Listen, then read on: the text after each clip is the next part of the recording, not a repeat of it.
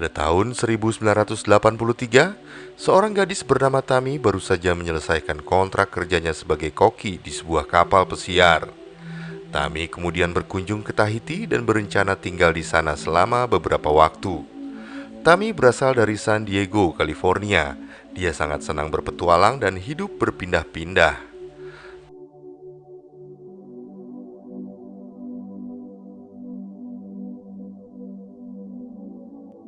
Tami kemudian mendapat pekerjaan di Tahiti sebagai pembersih kapal yang singgah di dermaga Tahiti.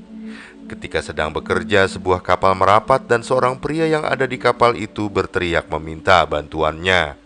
Tami dan temannya pun langsung membantu kapal bersandar di sana. Itulah awal Tami berkenalan dengan Richard. Richard adalah seorang petualang yang sering berlayar seorang diri dengan kapalnya. Nice to meet you. You too. Kedekatan antara Tami dan Richard dimulai saat esok harinya Tami melihat Richard yang sedang mempersiapkan makan malam. Tami datang dengan membawa satu ember es yang biasa digunakan untuk mengawetkan ikan. Mereka berdua mengobrol dan bercanda. Richard yang sepertinya tertarik pada Tami langsung mengajaknya makan malam. Tami pun yang sepertinya tertarik dengan sedikit malu-malu tak menolak ajakan itu. I can do that. Akhirnya mereka berdua makan malam di dalam kapal milik Richard. Selagi menyiapkan makan malam, Tami bertanya tentang foto-foto yang terpajang di kapalnya. Richard bercerita jika dia membuat kapalnya sendiri saat bekerja di pangkalan kapal Afrika. Tami sangat kagum mendengarnya dan kembali bertanya tentang pelayaran yang dilakukan oleh Richard. Richard mengatakan tentang perasaannya saat pergi berlayar sendirian. Dia mengatakan bahwa itu sangat menyedihkan dan sama sekali tidak menyenangkan. Tapi dia tidak pernah berhenti melakukannya karena suatu hal yang sulit untuk dijelaskan. Karena juga senang berpetualang, Tami dapat memahami apa yang Richard jelaskan itu. Sure. But you take her out right now or tomorrow? Esok harinya di cuaca yang sangat cerah mereka pun pergi berlayar bersama. Beberapa kapal teman Tami juga ikut bersama mereka. Hari itu mereka semua tampak sangat bergembira, apalagi Tami yang diberikan kesempatan untuk mengendalikan kapal milik Richard. Tami dan Richard terlihat sangat bergembira dan bahagia menikmati hembusan angin laut yang menerpa kapal layar mereka. Malam harinya mereka kembali bertemu di sebuah restoran untuk makan malam. Di sana Richard bercerita tentang perjalanannya berlayar yang sudah hampir 7 tahun berpindah-pindah. Begitu juga dengan Tami yang bercerita tentang latar belakangnya. Dan ternyata selama ini Tami merasa kurang perhatian karena ibunya yang sibuk bekerja. Sebagai pengisi kesepian, Tami selama 5 tahun ini berpindah-pindah tempat untuk mencari suasana dan pengalaman yang baru. Setelah itu mereka menikmati alunan musik romantis sambil berdansa. Richard kemudian mengajak Tami untuk menemaninya setiap perjalanannya. Will you sail around the world with me? Beberapa hari kemudian saat mereka berdua berbelanja di pasar, tiba-tiba dari arah lain ada seseorang yang memanggil Richard. Mereka adalah teman Richard yang bernama Peter dan juga istrinya, Christine. Setelah berkenalan dengan Tami, mereka berempat pun kemudian mengobrol di sebuah kafe. Di sana Peter pun meminta Richard untuk mengantarkan kapalnya ke San Diego, California dengan upah yang lumayan besar, yaitu $10.000. Dan untuk kembali ke Tahiti, mereka akan menyediakan tiket kelas utama. Tanpa berpikir panjang, Richard menyetujui dan meminta satu tiket tambahan untuk Tami. Awalnya Tami pun kurang setuju karena San Diego adalah tempat tinggalnya dan dia belum mau pulang ke sana. Richard jadi tak bersemangat dan mengatakan jika Tami tak mau ikut, maka rencana berlayarnya juga akan dibatalkan. Richard sangat mencintai Tami dan tak mau kehilangannya. Tami yang mendengar kata-kata Richard akhirnya berpikir lagi dan merubah keputusannya. Sebelum berangkat, dia pun menulis surat untuk ibunya yang telah lama tak dihubunginya. Dalam surat itu, Tami menuliskan bahwa dia akan kembali dengan berlayar selama 30 hari melewati Samudra Pasifik bersama seorang pria yang bernama Richard. Tami juga mengungkapkan bahwa Richard adalah seorang lelaki yang baik dan dicintainya. Surat itu kemudian ditutupnya dengan ucapan sayang untuk semua anggota keluarganya. I got this job sailing this gorgeous yacht. Kemudian perjalanan pun dimulai. Dengan semangat Tami dan Richard menikmati perjalanannya. Sore harinya mereka tampak menikmati suasana romantis di bawah sinar sunset yang begitu indah. Setelah hampir 2 hari berlayar, malam itu Richard pun memutuskan untuk melamar Tammy. Dia berlutut di hadapannya dan memasangkan cincin yang dibuatnya untuk Tammy, dan kemudian memintanya menjadi istrinya. Sebuah kalimat yang paling membahagiakan bagi Tammy saat itu.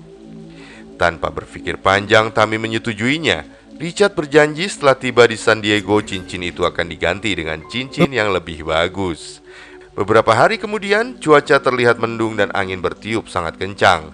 Dari radio terdengar peringatan mengenai badai tropis di bagian Pasifik dan sedang bergerak ke arah barat. Richard mencoba mengecek di peta. Menurutnya badai seharusnya tak menuju ke arah mereka, dan mereka pun akan menghindari badai dengan pindah ke jalur bagian utara. Sayangnya prediksi Richard salah dan mereka kemudian terjebak di tengah badai.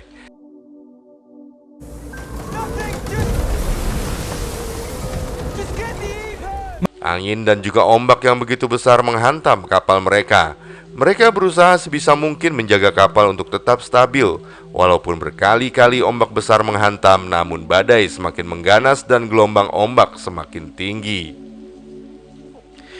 Hal itu membuat layar mereka sobek dan hampir saja membuat Tammy tersapu ombak ketika berusaha memperbaikinya. Melihat badai yang semakin mengamuk, Richard meminta Tammy untuk segera masuk ke dalam kapal. Tammy mengingatkan Richard untuk mengenakan tali pengaman, berjaga-jaga jika terlempar dari kapal. Dan saat itulah awal mula mereka berpisah. Tammy terlempar ke dalam kapal dan Richard terlempar, kemudian membentur sebuah tiang. Mereka berdua berada di tempat yang berbeda, mengalami benturan yang menyebabkan mereka menjadi tak sadarkan diri. Tammy berteriak histeris karena Richard menghilang dan terlepas dari tali pengaman. Setelah keadaan tenang dan cuaca kembali terang, Tammy berusaha mencari bantuan dengan menggunakan radio. Namun sayang sekali radio itu rusak karena sudah tergenang air. Tammy sangat kebingungan dengan apa yang harus dilakukannya. Selanjutnya Tammy berusaha terus mencari keberadaan Richard dengan teropong yang baru saja ditemukannya. Tammy kemudian berusaha menghidupkan kembali kapalnya karena nyatanya Richard terapung bersama sekoci yang cukup jauh. Namun lagi-lagi kapalnya mengalami kerusakan, bahkan kemudinya tersangkut pada tali layar. Tak ada pilihan lain selain Tammy berusaha memperbaiki kapal itu sendiri. Setelah berjuang cukup lama seorang diri, akhirnya Tammy berhasil dan dengan sedikit bantuan angin, akhirnya Tammy bisa mengarahkan kapal menuju ke tempat Richard yang sedang terapung.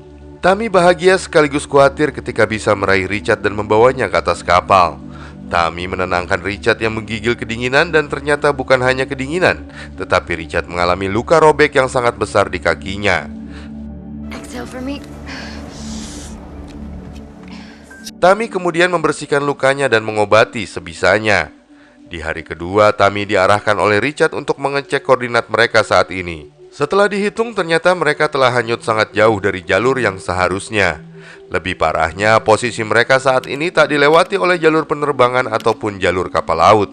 Dengan kata lain, kemungkinan mereka untuk bisa ditemukan sangat kecil. Dalam kondisi lelah dan bingung, Richard kembali meyakinkan bahwa mereka berdua akan baik-baik saja.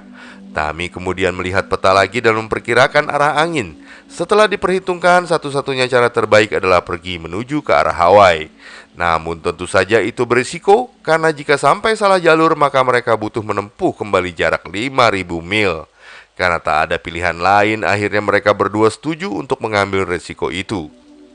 Di dalam kapal, Tammy berusaha mencari barang-barang yang berguna dan juga makanan untuk dikonsumsi.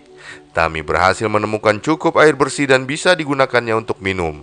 Setelah mengamankan beberapa makanan yang tersisa, Tammy menyuapi Richard yang terbaring dengan selai kacang dan juga air minum. 5 hari sudah mereka terombang-ambing. Tammy mengatakan pada Richard bahwa kapal mereka melenceng 60 mil, dan berarti jarak mereka semakin jauh 180 mil dari jalur menuju ke Hawaii. Menurut Tammy, kemungkinan besar karena ada masalah di kemudinya, dan setelah dicek ternyata benar, ada kain layar yang tersangkut di sana. Tammy berusaha menyelam dan melepas kain itu. Setelah bersusah payah, akhirnya kain layar itu berhasil dilepas.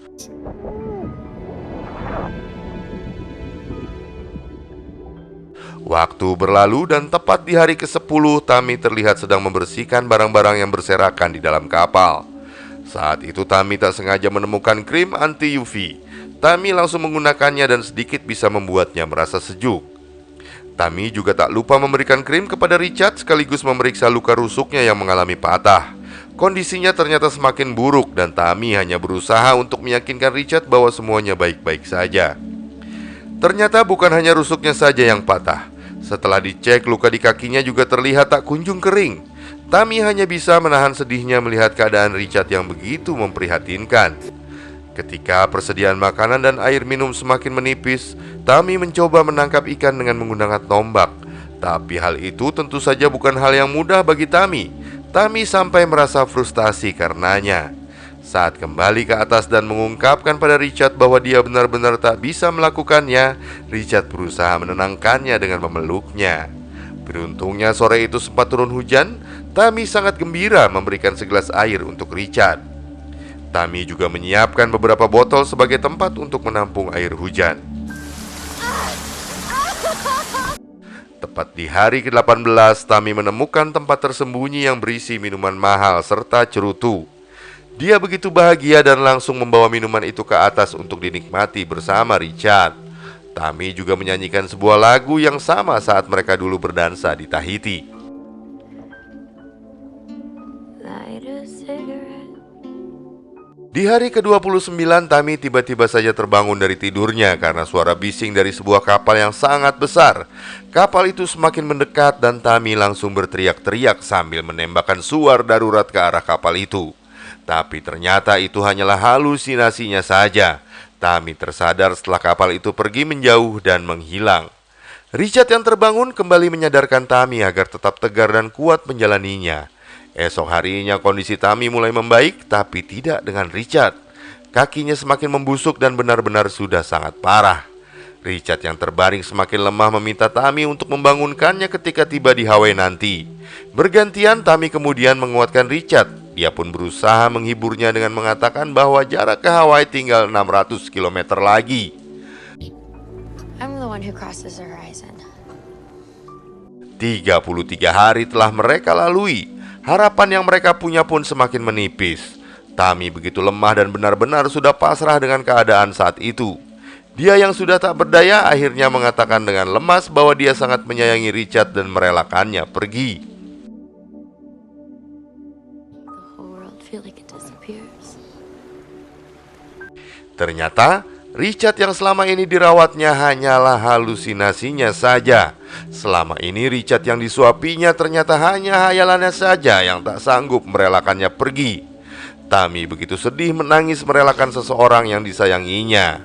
Beberapa hari setelahnya Tami melalui harinya seorang diri dan mencoba berdamai dengan keadaan. Tiba-tiba tepat di hari ke-41, Tami melihat seekor burung pantai yang hinggap di kapalnya. Saat itulah Tami tersadar harapannya menjadi kenyataan dan dia pun langsung menembakkan beberapa suar dan berhasil menarik perhatian kapal nelayan yang tak jauh dari sana. Sebulan kemudian Tami kembali ke Tahiti dan menuju ke kapal milik Richard. Dia menangis ketika semua kenangannya kembali melintas saat mereka bahagia bercanda dan menghabiskan waktu bersama. Tami selamat sendirian di lautan setelah 40 hari terapung.